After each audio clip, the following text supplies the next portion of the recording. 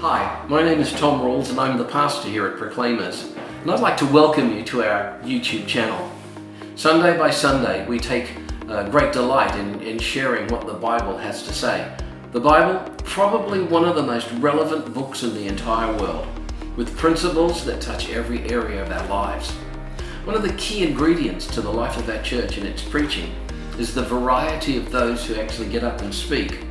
From myself with over 40 years of experience, Dr. Phil Temple, who is a psychiatrist, doctor, medical doctor, again with 15 years of experience at preaching.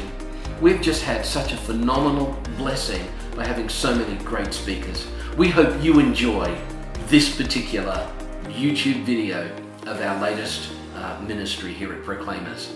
So thank you again for joining us and God bless you. Good morning. Thank you, Helena. Thank you, Steve. Good morning. Such a good response. It's great to be in church this morning. It's great to be back in Norwich as well. As Helena said, my wife and I were in Bratislava last weekend, and I preached this in Slovakian. No, I didn't. I preached it in English, and it was translated. Very hard experience, but it was really cool to be over there with our Bratislavan family, but it is great to be back home in Norwich. And as Helena said, we're continuing our new message series, Fatal Distractions. And I don't know about you, but when I think of distractions, like, what do you think of? For me, it's like social media, Instagram. I get distracted so much by Instagram. Or is it, your friends telling you to come shopping when you should be studying? Or is it your kids fighting in the back of the car when you're trying to drive them somewhere?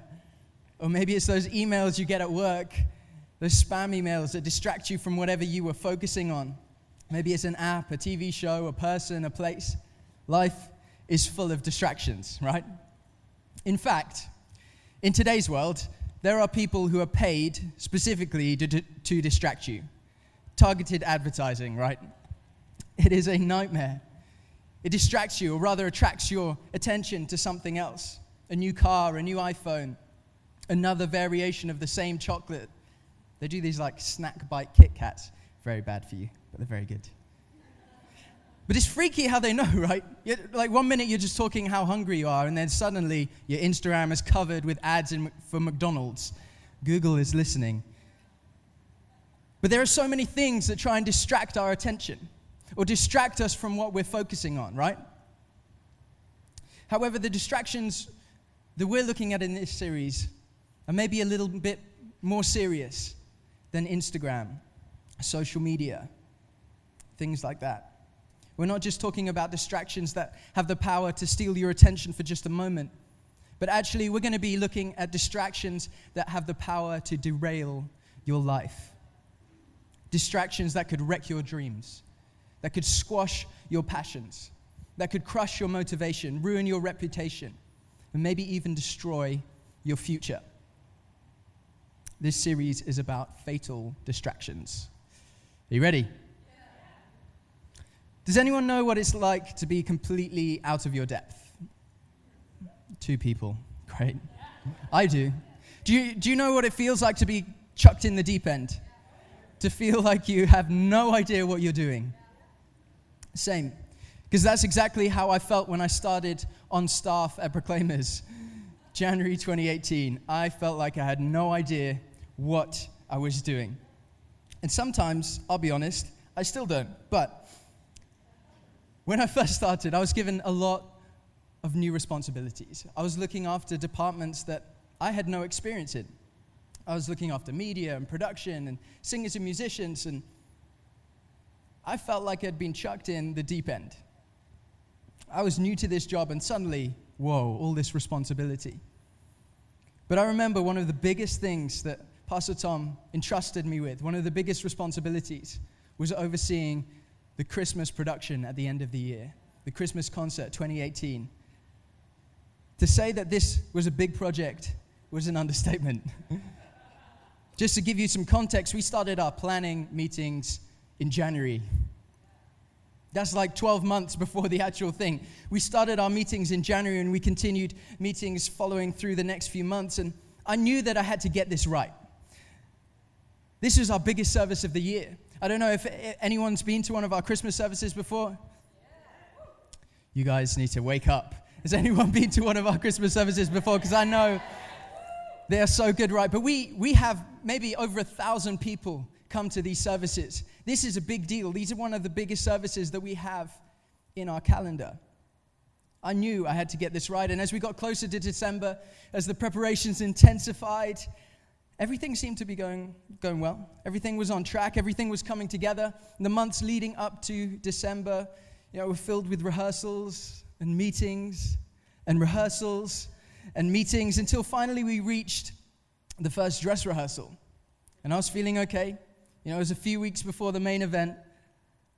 But I'll never forget this day. Everything was going so well, right? Our band was sounding great. The production was smooth. It looked amazing. This might actually be the best Christmas production we've ever done. This is what was going on in my mind. But then I got a phone call. And I remember because we were right in the middle of the day's rehearsals. We were about to take a break for lunch when my mum called. And she said, "It's your grandfather. The doctors say that he might not make it through the night." And he passed away shortly after that. And for those of you who don't know me so well, me and my grandfather were very, very close. But in that moment, I was devastated. I felt like the wind had been knocked out of my lungs. Suddenly, I'd lost all focus. This Christmas production I was supposed to be overseeing just suddenly felt like a distant memory. I was consumed by the loss that I was experiencing. Life had been going so well. I suppose this was supposed to be my best year yet, right? I just gotten engaged. I just started working for church, which is something that I felt God had called me to do. I just bought my own house. I was on track to oversee this successful Christmas production in my first year on staff, but then out of nowhere, my world came crashing down around me, and I was crushed. I'm sure I'm not the only person in this room who's ever felt like this before. Have you ever felt like things were finally going your way, only for your situation to suddenly change? Have you ever felt like the world's come crashing down around you from seemingly no fault of your own? And maybe you've experienced something like I did, where you've lost a loved one and you can't seem to focus on anything that's going on. Or maybe it's an illness that you've been diagnosed with, or a family member or a friend. Or maybe the company that you work for suddenly had to let you go because they can't afford the staff anymore. Maybe you were on course for that grade at school that you really wanted and you really needed, but you just missed out. Maybe you were close to sealing that massive work contract, but it didn't happen for whatever reason, and now you're on hard times. Maybe it was a relationship that's broken down and it's left you brokenhearted. Significant events in our lives have the power to make us or to break us, because situations and circumstances have the nature of changing suddenly and violently. Life can throw huge obstacles in your path that seem like impossible mountains to climb. It's these situations, these events that have the power to make us or break us. And negative experiences have the potential to derail your life, your dreams, your purpose.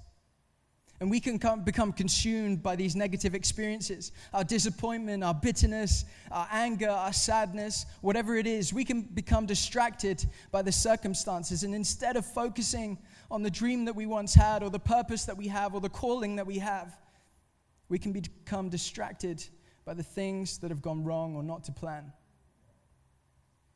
And if we're not careful, it's these distractions that can derail our lives. And you don't have to be a Christian here today or go to church regularly to understand or know that these kind of distractions that I've just been talking about can be so disruptive, right?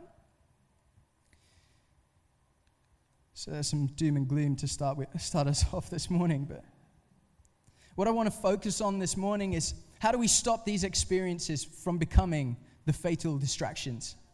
How do we stop our lives derailing when we're faced with these negative experiences?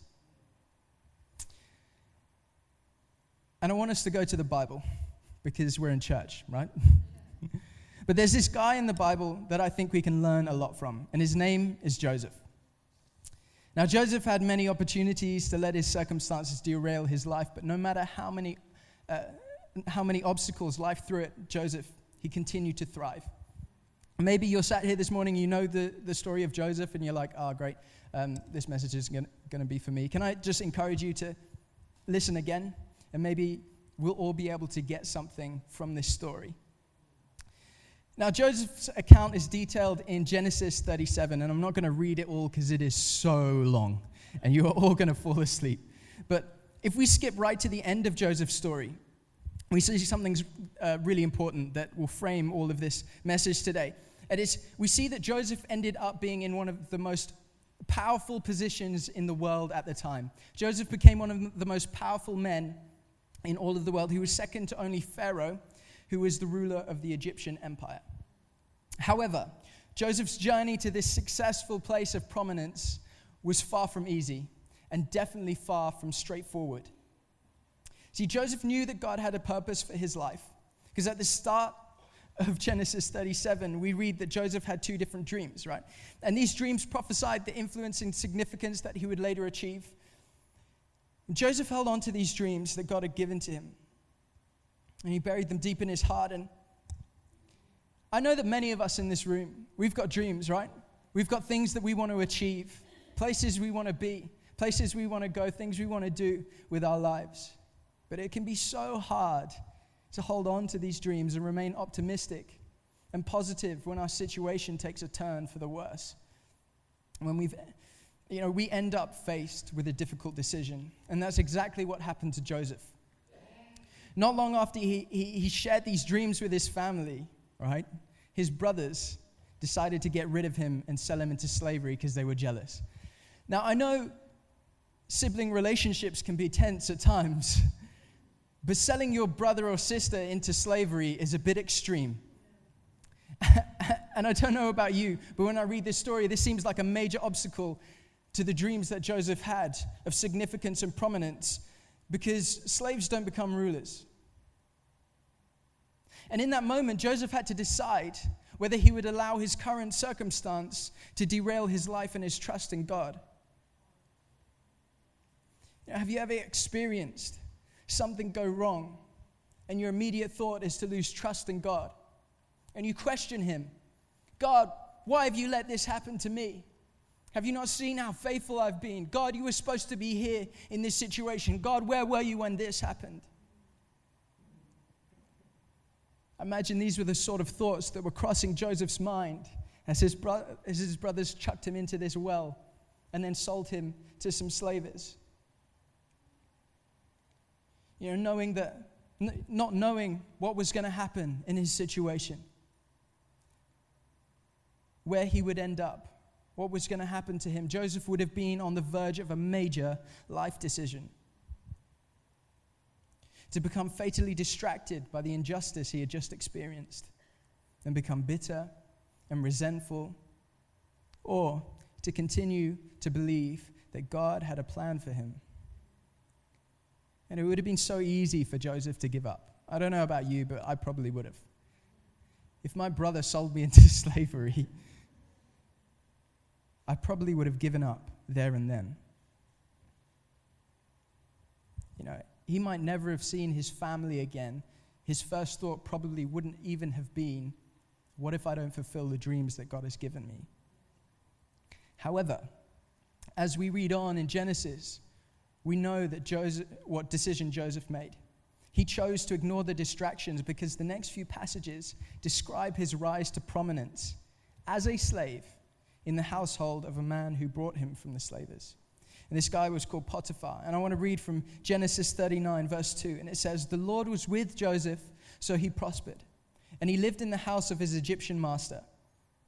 When his master saw that God was with him, and that the Lord gave him success in everything that he did, Joseph found favor in his eyes and became his attendant. Potiphar put him in charge of his household and entrusted him to his care everything he owned. You know, Joseph ended up in Potiphar's house, and he worked his way up to a position of trust with his new master. Joseph had somehow turned his whole situation around from slave to trusted person, to trusted attendant in his master's household. It looks like he's on his way to fulfilling the dream that God had given to him, but then comes another setback. And Joseph is wrongly accused of trying to rape Potiphar's wife, and he's sent to jail. And all his hard work is seemingly undone. And maybe God isn't with him after all, right? Because how can this one person experience so much bad misfortune? How can one person be given a dream, supposedly, a purpose and a calling, and then suddenly be sold into slavery and have a massive setback, and then only to be raised to a position of prominence and then have another setback? God was probably not with him, right? But then, as we read on, Joseph again rose to prominence, but this time in the prison. In Genesis 39:20, it says, while Joseph was there in the prison, the Lord was with him. He showed him kindness and granted him favor in the eyes of the prison warden. So the warden put Joseph in charge of all those held in the prison, and he was made responsible for all that was done there. The warden paid no attention to anything under Joseph's care, because the Lord was with him and gave him success in everything he did. Man, Joseph spent years in jail. And if you know the story of Joseph, and you can read this later, but he's finally given an opportunity to interpret a dream for Pharaoh, the ruler of all of Egypt. And Pharaoh not only grants him his freedom, but makes him the most powerful man in Egypt. And finally, he's fulfilling his calling and prophecy, and the prophecy of those dreams that he once had. But what's interesting for us is, despite those setbacks, Joseph didn't allow these negative experiences to distract him. Joseph didn't allow the setbacks to stop him from fulfilling his purpose, no matter what his situation was, no matter where he found himself. Why? Because Joseph didn't allow the physical evidence to distract him from the fact that God was still with him, still for him, and still working for his good. You know, as we read towards the end of the account recorded of Joseph, we see that Joseph was able to save nations, not only Egypt, but those around, all those people from a 7-year famine. And during this time, he's reunited with his brothers. And I want us to read this passage. It's Genesis 45, verse 4-8. And it says, then Joseph said to his brothers, come close to me. And when they had done so, he said, I am your brother Joseph, the one you sold into Egypt. And now do not be distressed, and do not be angry with yourselves for selling me here, because it was to save lives that God sent me ahead of you. For 2 years now, there has been a famine in the land, and for the next 5 years there will be no plowing and reaping. But God sent me ahead of you to preserve for you a remnant on earth, and to save your lives by a great deliverance.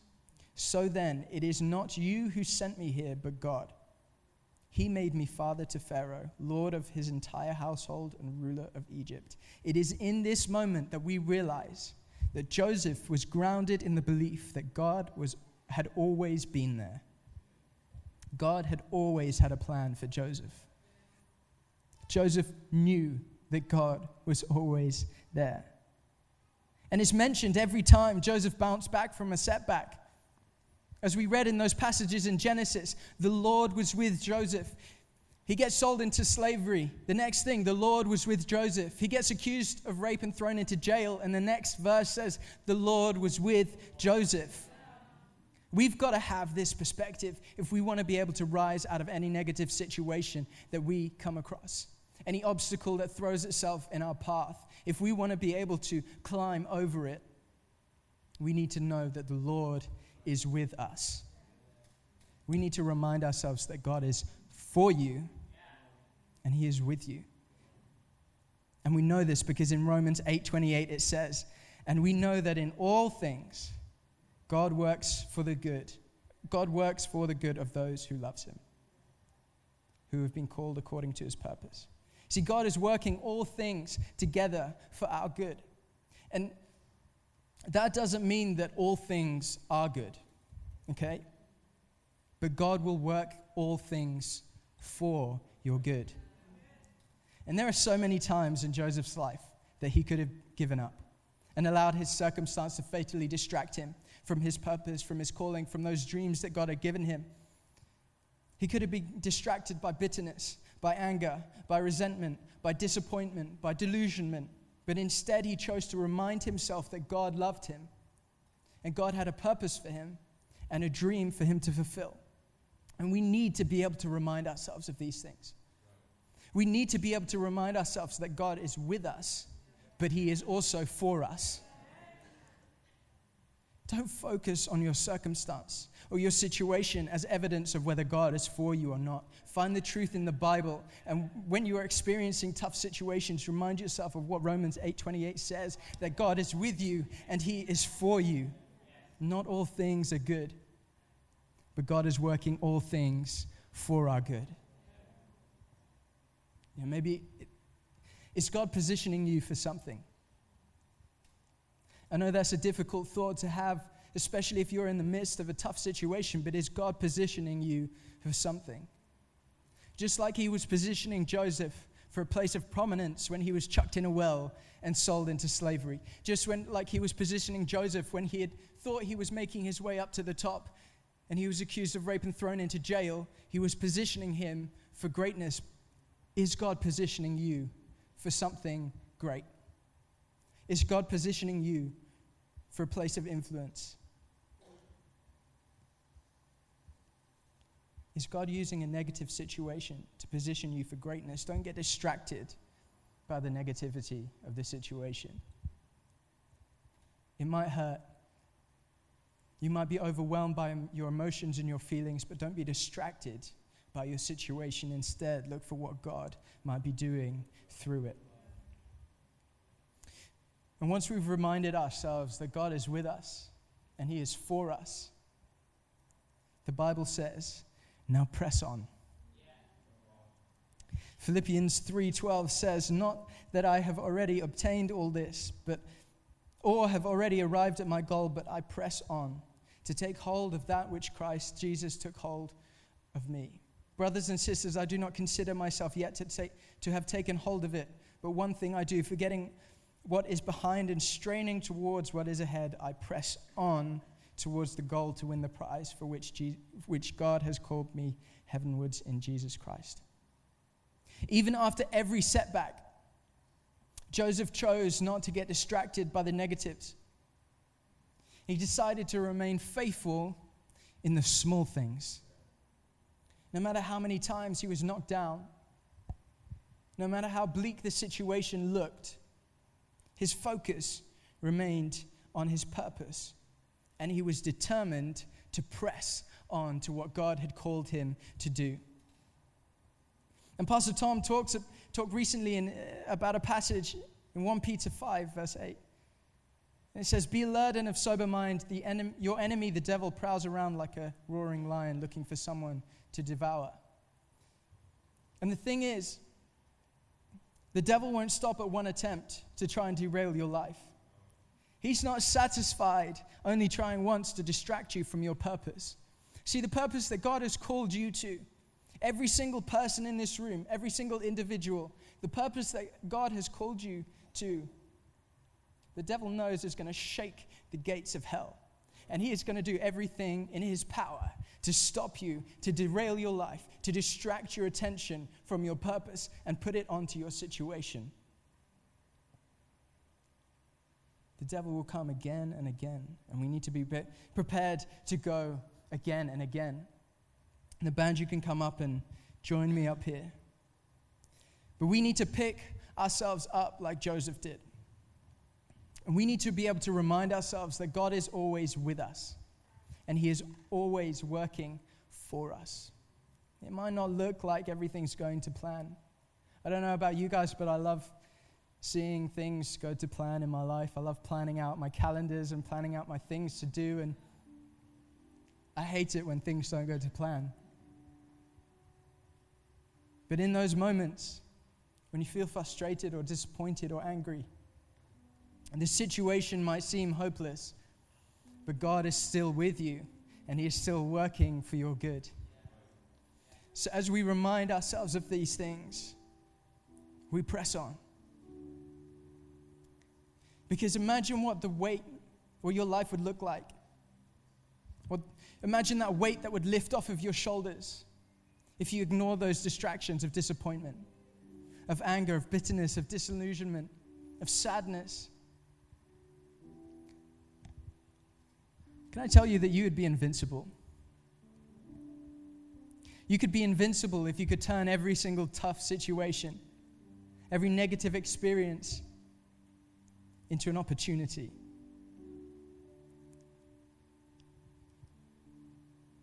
Instead of seeing hopelessness, would you be able to look and see how God is using this situation for good? Would you be able to look and see that maybe God is positioning you to have influence, maybe even in an area that you had never imagined? I bet Joseph didn't ever think or dream that one day he would be second in command to the most powerful man in the world. Even when God gave him those dreams, he probably had an aspiration to be a leader in his community, in his village, and wherever he was placed. But I bet that he had no idea what God was going to use him for. And can I challenge you today that maybe you have no idea what God is going to use you for? Can I challenge you today that maybe your situation might seem bleak, and you might not be on the way to where you think you should be, but remember that God is with you and working all things together for your good. So all we need to do is press on, remind ourselves and press on into all that God has called us to. No matter what the situation, no matter what your experience, no matter your emotions, press on to what God has called you to. You know, even though it was one of the toughest times in my life, losing my grandfather last Christmas, that experience shaped me. And sure, I felt hurt and I felt lost, but I knew that God was there in my situation. I knew it wasn't the end of my story. I knew it wasn't going to cripple me. I was shaken, but I did not allow the distraction of grief and sadness and loss to derail me from what I knew God had called me to do. You know, and because of this, I was able to help one of my team members a few months later go through a similar, if not worse, experience than I had gone through. Can I encourage you? Who is your testimony going to impact? What is your legacy going to be? If you choose to ignore the distractions of failure, ignore the distraction of disappointment, ignore that crushing sadness, what will your legacy be? Not just in your sphere of influence, not just amongst your friends in your family group, not just in your workplace. What could your legacy be in this city, in this nation? You know, next week as we hear from Mal Fletcher at that student event, as he tells us, you know, what skills we're going to need to influence the future, can I encourage you to be thinking right now, what is your legacy going to be? Are you going to give up in the well, in the first obstacle, in the first hurdle? Are you going to let God work through you and in you and work all things together for your good? And are you going to press on into all that God has called you to? And maybe you could achieve something beyond your wildest dreams. Okay, thank you for joining us for this YouTube video presentation of our latest ministry. We hope you really enjoyed it, and if you did, why don't you subscribe to our channel? Better still, send us some feedback. If you have questions, let us know. We'd be more than happy to interact and engage with you. Thank you again, and we hope that you will join us soon. Why not try and make it to one of our services one Sunday? We're meeting here in Norwich from 10:30 a.m. and then again at 5 p.m. at night. We'd love to see you. God bless you.